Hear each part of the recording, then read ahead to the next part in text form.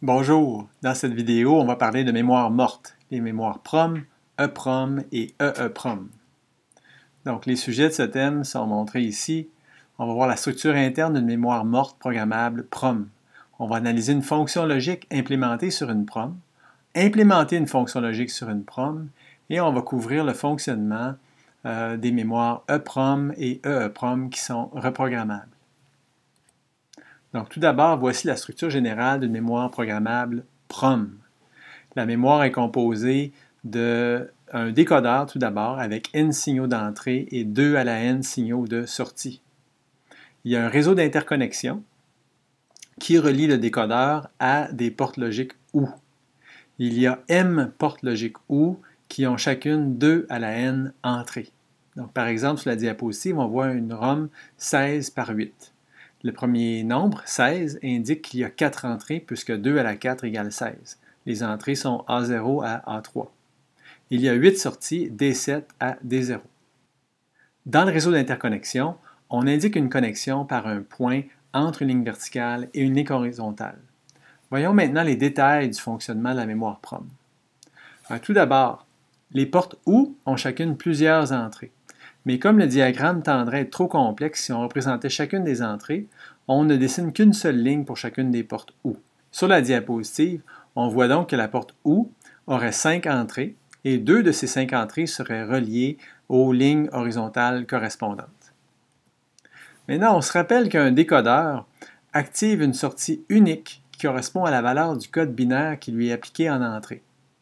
Par exemple, si on applique l'entrée 0, 0, 1 à ce décodeur, eh bien la sortie F1 sera active et ce sera la seule sortie active. Elle aura un 1.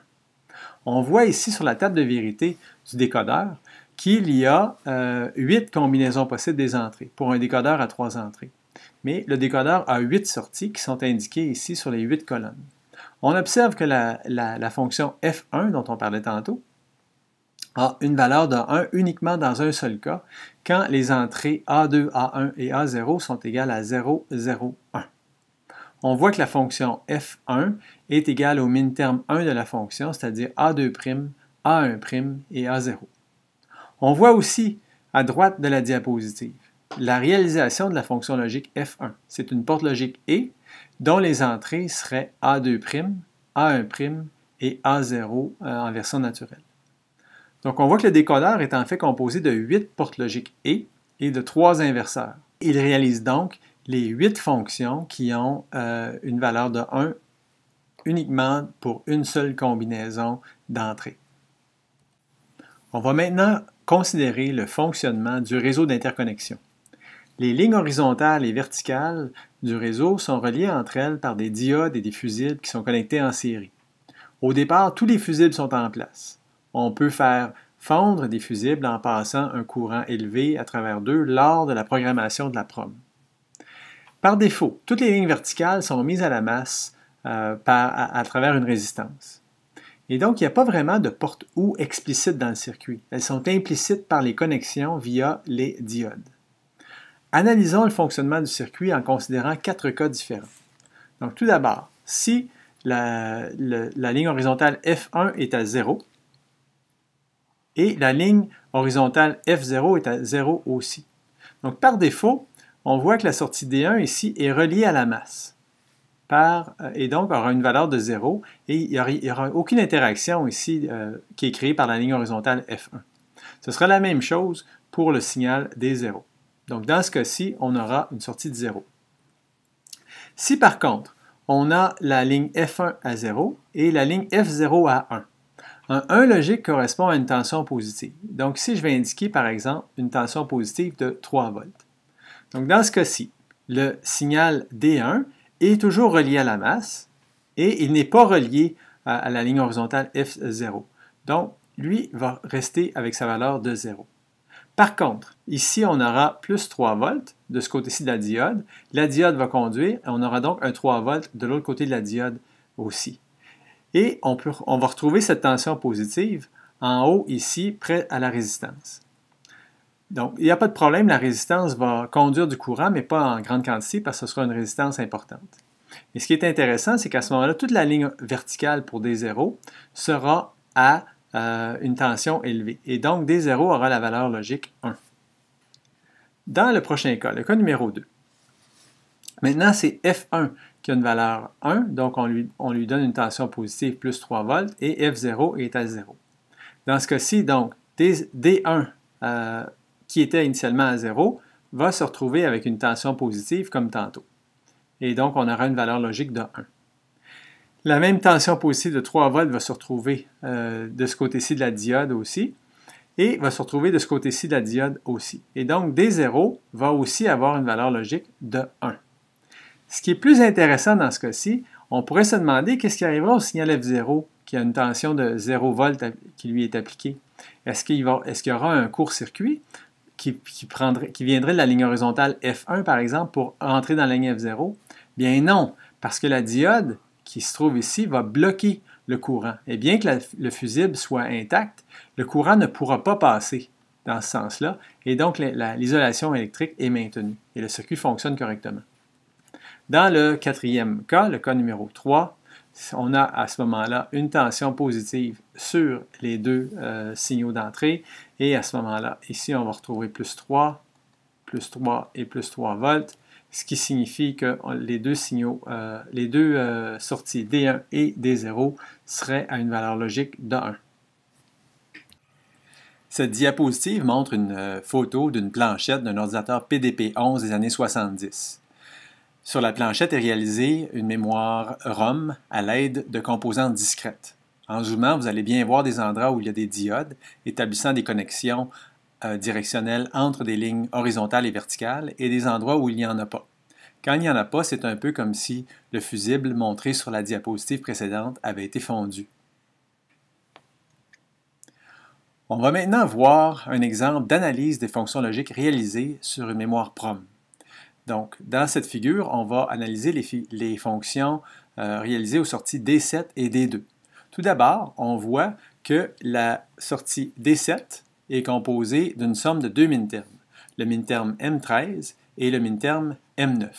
Le minterme M13 correspond au nombre binaire 1101, ce qui correspond à A3, A2, A1' et A0, ce terme-là ici. Le minterme M9 correspond au nombre binaire 1001, ce qui correspond donc au terme A3, A2', A1' et A0.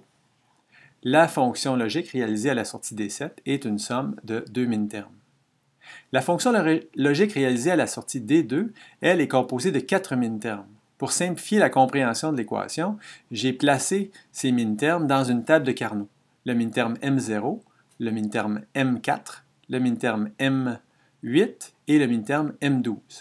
On peut réaliser un impliquant qui entoure ces 4 1 dans la table de Carnot et on trouve que la fonction logique réalisée est A1', A0'. Alors faisons maintenant un exemple de conception avec une mémoire PROM et retournons à notre exemple familier du problème du vote. Je vous rappelle que la fonction réalisée f doit prendre une valeur de 1 quand au moins 3 des entrées sont à 1, qu'il y a 3 ou 4 entrées à 1. Sur la diapositive, on voit l'équation logique simplifiée et l'équation logique non simplifiée, ainsi que la table de vérité. Alors, comment faire pour réaliser ça dans une mémoire PROM? Alors, tout d'abord, on va choisir les ports d'entrée et de sortie du circuit. Ils sont indiqués sur la diapositive. On a choisi A, B, C et D ici pour les ports d'entrée et on a choisi la fonction D7 pour le port de sortie. La deuxième étape consiste à écrire les équations de sortie en somme de produits ou en une somme de mintermes. Alors, on reconnaît que A', B, C, D, bien c'est 0, 1, 1, 1, c'est-à-dire le minterme 7. Et si je continue, par exemple, A, B, C, D', 1, 1, 1, 0, c'est le minterme 13 qui est ici. Donc, tout simplement, on a une somme de 4 mintermes, on indique une connexion pour le minterme 7, le minterme 11, le minterme 13 et le minterme 15. Et la fonction logique est réalisée. Vous avez probablement remarqué que j'ai utilisé la fonction logique non réduite. Ça me simplifie la tâche. si j'avais utilisé la fonction logique réduite, il aurait fallu que je la manipule un peu pour obtenir le code correspondant sous une forme de 16 min-termes possible. On remarque bien sûr que l'utilisation d'une ROM 16 par 8 n'est pas efficace du tout pour cet exemple, parce qu'effectivement, je n'utilise absolument rien ici de cette partie du réseau d'interconnexion. Donc, c'est un très grand gaspillage. J'utilise en fait seulement 12,5% du réseau d'interconnexion et des sorties, 1 sur 8. Donc, il faudrait trouver un meilleur circuit que ça pour réaliser cette fonction. Très important, l'ordre dans lequel on a placé les entrées est très crucial parce qu'il va changer la numération des min-termes de la fonction. Une mémoire EEPROM est programmable plusieurs fois parce qu'on peut l'effacer. Elle est facilement remarquable par la présence d'une fenêtre sur la puce, qui est indiquée ici sur la photo, et on voit le circuit à l'intérieur. Donc la fenêtre sert à exposer le circuit à du rayonnement ultraviolet. En exposant le circuit au rayonnement ultraviolet, on efface toute programmation qui pourrait s'y trouver. Alors, comment est-ce que ça fonctionne? Bien, le circuit ressemble beaucoup à ce qu'on avait tantôt. Cependant, au lieu d'utiliser des diodes, on utilise des transistors. Les transistors peuvent être désactivés en les programmant. On va voir à la prochaine diapositive comment faire. Pour l'instant, acceptons tout simplement que c'est possible de le faire. Alors, on a encore plusieurs cas à considérer. Par exemple, si on prend le cas F1 est égal à 0 et F0 est égal à 1, donc je vais mettre ici F1 est égal à 0 et pour F0 est égal à 1, je vais mettre une tension de 3 volts. Donc je peux voir qu'ici, il ne va rien se passer.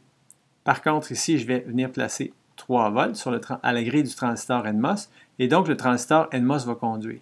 Ça aura pour effet de décharger la valeur du signal D1 à la masse et donc ici, on aura un 0. On peut se demander, qu'est-ce qui va se passer sur l'autre ligne? Bien, sur l'autre ligne, on peut voir que ici, on va effectivement avoir une tension de 0 volts qui se situe ici, mais il n'y a pas de courant possible, pas de courant qui peut passer entre un des deux terminaux du transistor et sa grille. Donc, il y a une isolation électrique ici qui est implicite, et puis il n'y a pas de difficulté. Donc, qu'est-ce qui se passe avec la ligne D1 maintenant?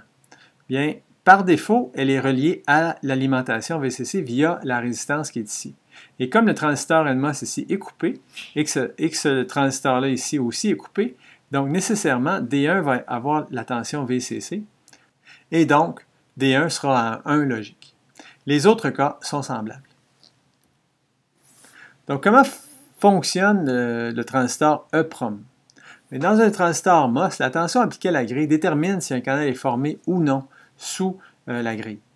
Dans un transistor MOS de mémoire EEPROM, il y a une grille de contrôle supplémentaire qui est placée dans le transistor. Donc, pour désactiver le transistor à grille flottante, on place une tension élevée entre sa grille et l'un de ses terminaux. La tension élevée ainsi va attirer des porteurs de charge sur la grille flottante. Par exemple, si on place une tension élevée sur la grille du transistor ici, disons 15 volts, les électrons qui se trouvent naturellement dans le substrat vont être attirés vers le canal comme tantôt. Cependant, la tension est tellement élevée que les électrons vont venir se placer sur la grille flottante, ici. Donc ensuite, en opération normale, supposons qu'on essaie de faire conduire le transistor avec une tension positive normale, par exemple 3 volts. Bien, oui, le 3 volts va attirer des électrons. Cependant, comme il y a une grande concentration d'électrons qui sont placés sur la grille flottante, ces électrons vont repousser tous les autres électrons qui pourraient être attirés dans le canal. Le canal se trouve ainsi libre d'électrons et de porteurs de charge et le transistor est coupé. Pour effacer le dispositif, on l'expose à un rayonnement ultraviolet, ici, qui va avoir pour effet de réduire la résistance ici entre la grille flottante et le substrat. Et donc, pendant l'exposition au rayonnement ultraviolet, les électrons qui se trouvent sur la grille flottante vont retourner dans le substrat et ainsi vont déprogrammer le transistor. Et à ce moment-là, il sera possible à nouveau de former un canal en appliquant une tension positive sur la grille du transistor. Les mémoires flash fonctionnent de façon très semblable aux EEPROM qui sont effaçables avec le rayonnement ultraviolet. La seule différence, c'est qu'ils sont déprogrammables par un circuit, par un courant électrique. Donc, pour programmer la cellule, on placerait une tension élevée sur la grille de contrôle et sur le drain du transistor. Il y aurait alors un courant élevé qui circulerait entre les deux et des électrons seraient attirés sur la grille flottante pour effectivement avoir le même comportement que pour la mémoire EEPROM qui est effaçable par rayonnement ultraviolet. Donc, ceci conclut cette présentation sur les mémoires programmables PROM, EEPROM et EEPROM.